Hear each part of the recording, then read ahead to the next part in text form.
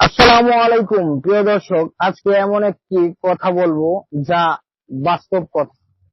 প্রিয় দর্শক, বন্ধুদের মধ্যে কিছু লোক থাকে যারা বন্ধুদের গোপন কথা শুনে অন্য বন্ধুর সাথে লাগিয়ে দেয় এবং ঝগড়া বিবাদের সৃষ্টি হয়। তো প্রিয় দর্শক, তাদেরকে কিভাবে শারিস্তা করবেন এই ভিডিওটা আজকে আমরা নিয়ে এসেছি। আপনারা পুরো ভিডিওটা দেখেন, অনেক মজা পাবেন। সেলিম একটু চালাক প্রকৃতির ছেলে ছিল।